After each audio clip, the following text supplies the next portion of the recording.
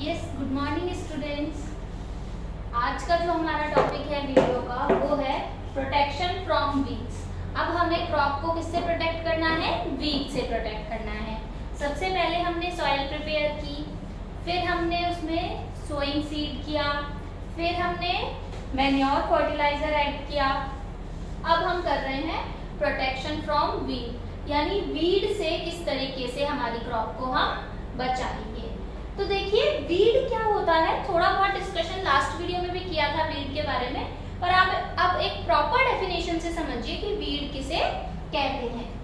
तो जो भी अनडिजायरेबल प्लांट हमारी क्रॉप के साथ ग्रो कर जाते हैं, जो भी अनडिजायरेबल प्लांट क्रॉप के साथ ग्रो कर जाते हैं अपने आप, यानी नेचुरली ग्रो कर जाते हैं और फिर लाइट के लिए, स्पेस के लिए, न्यूट्रिएंट्स के लिए क्रॉप से compete करते हैं, उन्हें कहते हैं वीड्स। तो undesirable plants grow naturally along with the crop. ऐसे अनचाहे प्लांट जो नेचुरली अपने आप क्रॉप के साथ ग्रो करते हैं एंड compete फॉर न्यूट्रिएंट्स। और फिर किसके लिए कंपटीशन करते हैं, किससे compete करते हैं? हमारी क्रॉप से compete करते हैं न्यूट्रिएंट्स, वाटर, लाइट और स्पेस के लिए। क्रॉप को भी न्यूट्रिएंट्स चाहिए सॉइल में से, लाइट चाहिए, वाटर चाहिए और स्पेस भी चाहिए। इन चारों चीजों के लिए क्रॉप के साथ कौन कंपटीशन कर रहा है? कुछ अनडिजायरेबल प्लांट जो अपने आप ही ग्रो कर गए हैं, तो उन्हें कहते हैं वीड्स। अब ये वीड क्रॉप के लिए हार्मफुल तो है ही। क्यों हार्मफुल है? क्योंकि ये क्रॉप को न्यूट्रिएंट्स नहीं लेने देते, क्रॉप के साथ कंपटीशन करते हैं न्यूट्रिएंट्स, लाइट, स्पेस और वाटर के लिए। ठीक है बच्चों, तो क्रॉप जब ठीक से उसे न्यूट्रिएंट्स वगैरह नहीं मिलेंगे तो वो ग्रो नहीं कर पाएगी प्रॉपर्ली। तो वीड क्या करते हैं, सारा खुद ले लेते हैं न्यूट्रिएंट्स वगैरह और क्रॉप अच्छे से ग्रो नहीं कर पाती। इस वजह से वीड होते हैं हार्मफुल और वीड को हमें क्रॉप से क्या करना पड़ता है? रिमूव करना पड़ता है। अब देखिए ये जो वीड को रिमूव करना है ये कहलाता है वीडिंग। वीडिंग मतलब रिमूवल ऑफ वीड। वीड को हटाना कहलाता है वीडिंग। अब वीडिंग किस तरीके से होगी, क्या क्या मेथड है वीडिंग के, या सबसे पहले बात करूं तो टूल्स क्या है, क्या टूल है वीडिंग के, किससे करेंगे? देखो बच्चों, वीडिंग हम हाथ से भी कर सकते हैं, यानी जो भी क्रॉप के साथ अनवांटेड प्लांट उग गए हैं तो फार्मर को पहचान होती है कि कौन सा प्लांट तो फसल का है और कौन सा वीड है, तो वो अपने हाथ से ऐसे हटा हटा के उनको अपरूट करता है, उखाड़ता है वीड को। एक तो ये तरीका हुआ, लेकिन इसमें मेहनत भी लग रही है, टाइम भी लग रहा है कि नहीं? तो और क्या टूल है? देखिए एक तो होता है सीड ड्रिल। हमने मशीन डिस्कस की थी, प्लो, सीड ड्रिल की थी। तो सीड ड्रिल क्या करती है? खेत को, फील्ड को टिलिंग या प्लोइंग करने में हेल्प करती है, खेत को जोतने में हेल्प करती है और उसके साथ साथ ही किसमें? रिमूवल ऑफ वीड में भी हेल्प करती है। तो सीड ड्रिल मशीन यूज आती है वीड के रिमूवल के लिए। और दूसरा है खुरपी। जब हम हाथ से हटाते हैं ना, उसको उखाड़ते हैं, तो खुरपी की मदद से उसे निकाल देते हैं। तो एक होती है खुरपी जो फार्मर यूज करता है वीडिंग के लिए, और दूसरी है सीड ड्रिल मशीन। क्या है? Seed drill machine. तो बच्चों सीड ड्रिल मशीन क्या करती है? जब हम सॉइल को प्रिपेयर कर रहे होते हैं, जब सॉइल का प्रिपरेशन चल रहा है, टिलिंग चल रही है, प्लोइंग चल रही है, तो उस वक्त सीड ड्रिल मशीन क्या करती है? जो पुरानी फसल हुई थी उसके साथ अगर कोई वीड वगैरह है तो उन सबको रिमूव कर देती है। पहले जो क्रॉप हुई उसमें अगर कुछ वीड वगैरह रह गई हैं तो उन सबको ये सीड ड्रिल मशीन रिमूव कर देती है। तो टिलिंग के टाइम ये सीड ड्रिल मशीन यूज आती है जो वीड को रिमूव करती है। ये तो हो गए टूल्स जिनकी हेल्प से हम क्या करते हैं? वीडिंग करते हैं, वीड को रिमूव करते हैं। इसके अलावा कुछ केमिकल्स भी आते हैं, जिनको स्प्रे करके क्रॉप को वीड से बचाया जा सकता है। क्या आते हैं? कुछ केमिकल्स जिनको स्प्रे करके क्रॉप को वीड से बचाया जा सकता है। यानी जब हम उसको स्प्रे करेंगे, उस केमिकल को स्प्रे करेंगे क्रॉप पर, तो क्रॉप को कोई नुकसान नहीं होगा, क्रॉप एकदम ठीक होगी, लेकिन जो वीड है वो खत्म हो जाएगी, वीड डेड हो जाएगी और क्रॉप को कोई नुकसान नहीं होगा। तो ऐसे केमिकल्स जो क्रॉप को वीड से प्रोटेक्ट करते हैं, ऐसे केमिकल्स जो क्रॉप को वीड से प्रोटेक्ट करते हैं, उन्हें कहते हैं वीडीसाइड। क्या कहते हैं? वीडीसाइड, यानी वीड को क्या करने वाले? खत्म करने वाले, वीड से हमारी क्रॉप को प्रोटेक्ट करने वाले। तो certain chemicals used to control weeds are called weedicide. कुछ केमिकल ऐसे होते हैं जो वीड को कंट्रोल करने के काम आते हैं या वीड को खत्म करने के काम आते हैं, उन्हें कहते हैं वीडीसाइड। और इसका एग्जांपल है 2,4-D। क्या है? 2,4-D। तो वीडीसाइड की डेफिनेशन और वीडीसाइड का एग्जांपल हमें लर्न होना चाहिए। अब बच्चों, ये वीडीसाइड एक केमिकल है, इसको पानी में डाइल्यूट किया जाता है, यानी इसको पानी में अच्छे से घोल दिया जाता है। पानी का अमाउंट ज्यादा लेते हैं और ये वीडीसाइड केमिकल का अमाउंट कम लेते हैं, और फिर इसे एक स्प्रिंकलर में भर के क्या करते हैं? स्प्रे किया जाता है। एक इसका बैग टाइप का आता है, तो फार्मर उस बैग को अपने लगा लेता है, पीछे उसमें बड़ी सी बॉटल होती है जिसमें ये वीडीसाइड भरा है, पानी में खुला हुआ, और उसमें जो पाइप होता है उस पाइप से पूरे फील्ड में क्या कर दिया जाता है? स्प्रे कर दिया जाता है।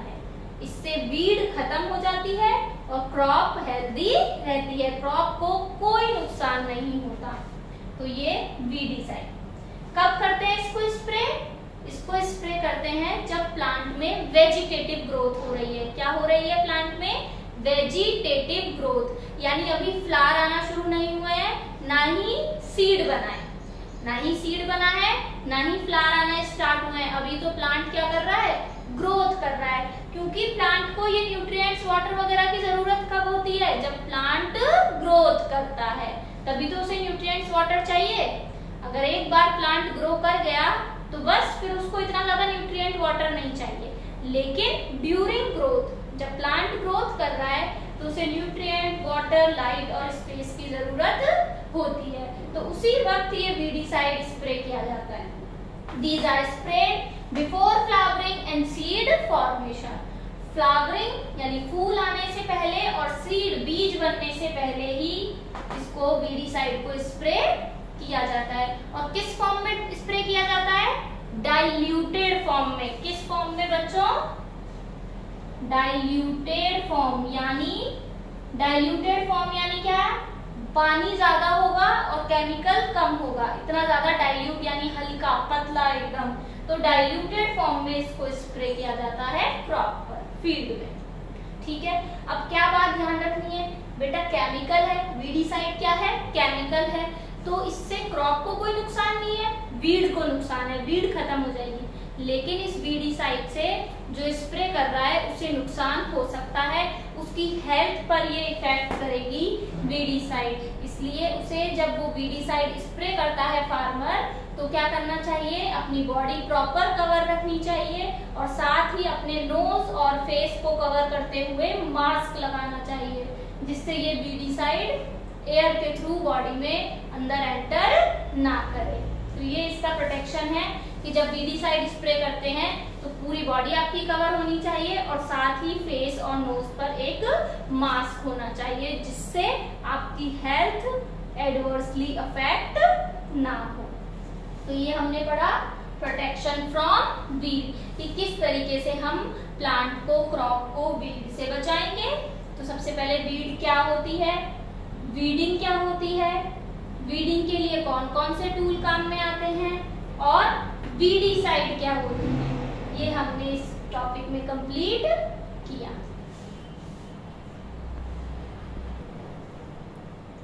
यस स्टूडेंट्स, एक चीज और डिस्कस करनी है आपसे, जो है क्रॉप रोटेशन।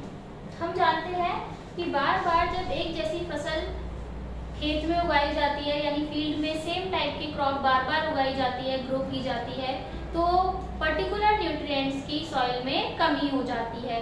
इसी वजह से हमें क्या ऐड करना पड़ता है? मैन्योर और फर्टिलाइजर, जिससे सॉइल में न्यूट्रिएंट्स बने रहें, सॉइल में न्यूट्रिएंट्स का रिप्लेनिशमेंट होता रहे, सॉइल में न्यूट्रिएंट्स बने रहे इसके लिए हम उसमें मैन्योर और फर्टिलाइजर ऐड करते हैं।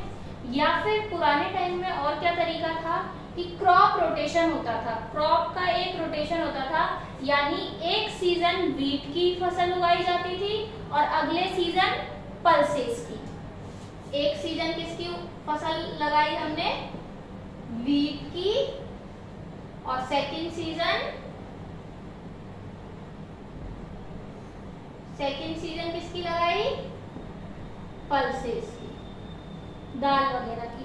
क्योंकि हम जानते हैं, हमने प्रीवियस क्लास में पढ़ा है कि जो पल्सेस के प्लांट होते हैं, यानी जो लेग्यूमिनस प्लांट होते हैं, उनकी रूट में, लेग्यूमिनस प्लांट की रूट में कौन सा बैक्टीरिया रहता है, राइजोबियम बैक्टीरिया रहता है। कौन सा बैक्टीरिया रहता है, राइजोबियम बैक्टीरिया रहता है, जो क्या करता है, एटमॉस्फेरिक नाइट्रोजन को फिक्स करता है और प्लांट को देता है।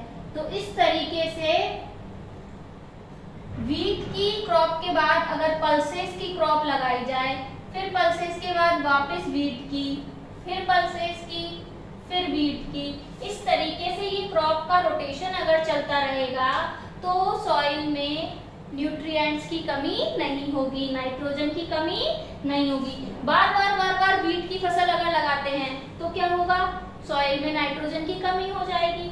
लेकिन एक बार वीट और एक बार पल्सेस, एक सीजन में वीट लगाया, एक सीजन में पल्सेस लगाई, तो क्या होगा, इसकी रूट में जो राइजोबियम बैक्टीरिया रहता है, ये एटमॉस्फेयर की नाइट्रोजन को फिक्स करेगा, नाइट्रेट्स में बदलेगा और प्लांट को देगा, जिससे सॉइल में क्या आएगी, नाइट्रोजन आएगी। और हमें पता है प्लांट की ग्रोथ के लिए नाइट्रोजन, फास्फोरस, पोटेशियम बहुत ही जरूरी है। ये वो प्लांट न्यूट्रिएंट्स हैं जो प्लांट की ग्रोथ के लिए बहुत ही नेसेसरी हैं। तो नाइट्रोजन सॉइल में बनी रहे, न्यूट्रिएंट सॉइल में बने रहे, इसके लिए क्रॉप रोटेशन किया जाता है, यानी सीजन बाय सीजन फसल चेंज की जाती है। यानी एक सीजन वीट लगाई, एक सीजन पल्सेस, तो क्रॉप का क्या हो रहा है, रोटेशन। सेम क्रॉप को हम बार बार नहीं लगाएंगे। या फिर क्या कर सकते हैं, एक बार हमने वीट लगा दिया तो अभी फिर लैंड को हम थोड़ी टाइम के लिए कोई फसल ना लगाएं, सॉइल में न्यूट्रिएंट्स को वापस से मिक्स होने दें, वापस से आने दें।